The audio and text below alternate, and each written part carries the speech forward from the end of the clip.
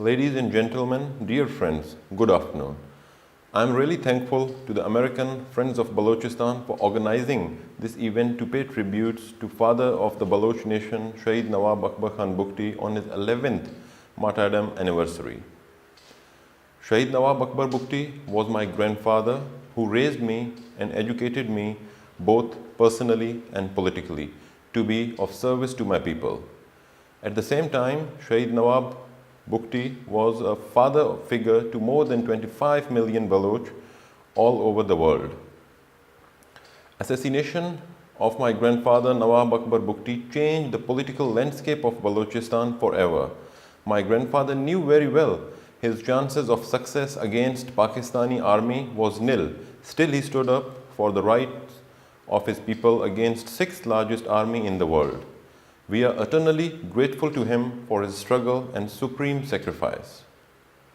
He was a legend in his lifetime who made history through his bravery, struggle, and ultimate sacrifice for Baloch people and Balochistan.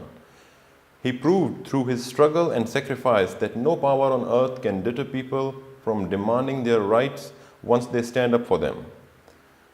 The political movement of Baloch people and its growing support worldwide even after 11 years of Nawab Akbar Bukti's assassination is a proof of it.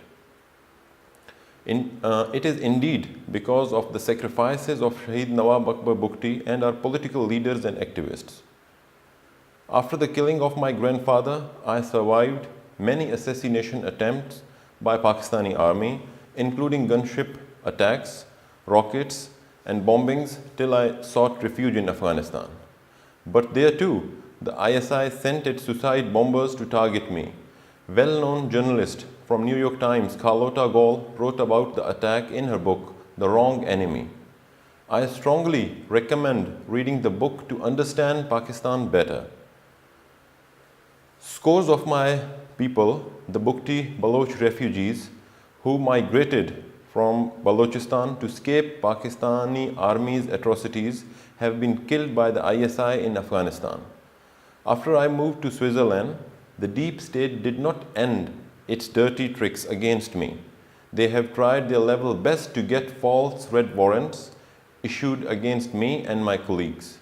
The red warrant request was rejected by Interpol because fortunately the world now knows more about the double games of Pakistani establishment and how they have been deceiving the US and Western countries in war on terror. Pakistan has been receiving billions of dollars in war on terror in addition to modern military equipment to use against terrorism, but instead of using them to eliminate terrorism, they use them to crush political struggle of Baloch people.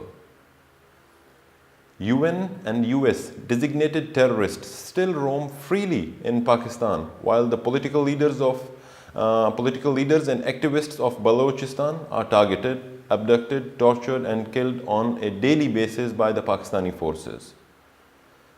Pakistani military considers me the most wanted person, while Haqqani network leadership and people like Hafiz Saeed roam freely in streets of Lahore and Islamabad.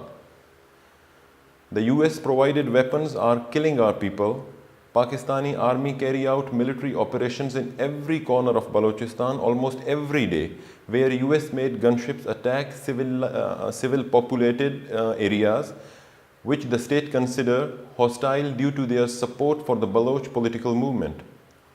Looking back 11 years, one of main reasons Pakistani establishment disliked my grandfather Nawab Akbar Bukti was because he believed Baloch should be owners of their land and their resources.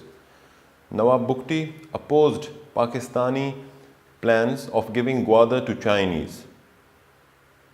China is now building a huge military base in Gwadar in the pretext of so-called China-Pakistan Economic Corridor, which the Baloch call the corridor of death and destruction, as they are being butchered by Pakistani forces for opposing it. The CPEC, as it is locally called, not only provides China access to Arabian Sea, but also gives it the control of strategic positions. While Pak and China further their evil designs and butcher the Baloch for opposing them, the US and the West has unfortunately done nothing against the genocide of Baloch people. Those evil designs include supporting and fostering terrorist networks in Balochistan, which aims to counter the secular Baloch people and their political movement. It will also strengthen safe havens of terrorist organizations already fighting US forces in Afghanistan. Pakistan was never a friend of the US and West, but through deception got itself labeled as major non-NATO ally of the United States and got billions of dollars of US taxpayers' money. Nevertheless, I am delighted by the winds of change are blowing after much blood has flown down. We welcome President Trump's statement Monday about the new American strategy on dealing with Pakistan. The President said, "We can no longer be silent about Pakistan's safe havens for terrorist organizations and other groups that pose a threat to the region and beyond." President Trump has correctly said Pakistan sheltered the same organizations that try every single day to kill American people.